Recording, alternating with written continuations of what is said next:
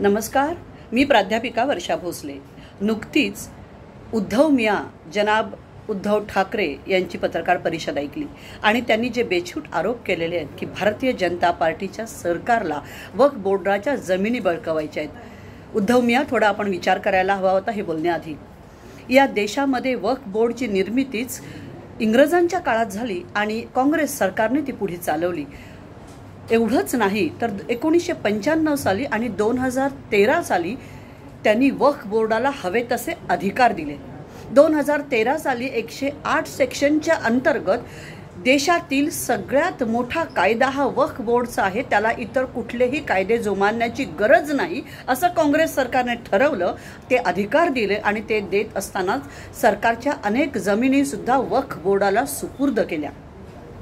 खरं तर कुराणमध्ये कुठेही शरिया आणि वक्फ हे दोन्ही शब्द नाहीत, पण इंग्रजांनी जाता जाता या देशामध्ये पाचर मारली।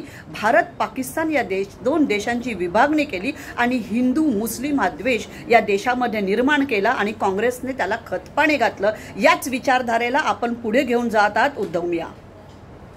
या देशामध्ये रेल्वे आणि सेना यांच्या नंतर तर सगळ्यात जास्त जमीन कोणाकडे असेल तर ती आहे वक्फ बोर्डकडे। रेल्वेची जागा ही सर्वसामान्य जनतेच्या सेवा सुविधांसाठी वापरली गेली।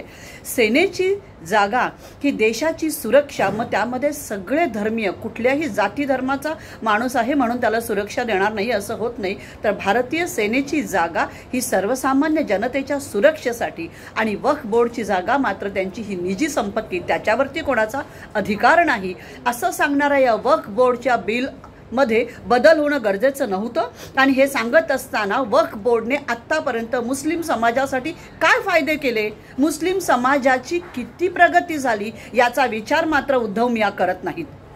तलाक, ट्रिपल तलाकच्या माध्यमातून या महिलांवरती अन्याय होत होते त्याविषयी आपण कधी आवाज उठवला नाही।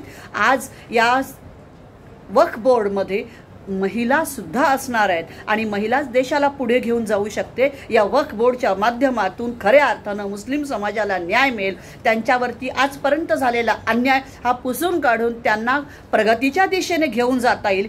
या देशामध्ये हिंदू असो वा मुस्लिम तो एक दिलाने एक मतानेच राहील। ते राहण्यासाठी त्यांचा विचार एक असला पाहिजे, त्यांच्यामध्ये फूट न पाडता जो हिंदू नदीच्या तटावरती राहणारे ते हिंदू आणि या हिंदूंचं जे स्थान आहे तो हिंदुस्थान, या हिंदूंचे स्थान असलेल्या हिंदुस्थानमध्ये राहणारा मग तो कुठल्याही धर्माचा असो तो हिंदूच, कारण धर्म हा धारण करायचा असतो आणि ती एक विचारधारा आहे आणि जो धारण करतो तो धर्म, या धर्माच्या अनुषंगाने या हिंदुस्थानमध्ये सगळ्यांना एकत्र आणण्याचं काम नरेंद्र मोदी सरकार करत आहे। आणि या वक्फ बोर्ड अमेंडमेंट बिलमध्ये ज्या सुधारणा केल्यात त्या या देशाच्या हितासाठी, देशाला प्रगतीकडे घेऊन जात असताना या देशातील मुस्लिम समाजाला प्रगतीकडे घेऊन जाण्यासाठी गरजेचं आहे। त्या अनुषंगाने उचललेलं पाऊल हे देशहिताचं आहे। उद्धव मियाँ, विचार करा।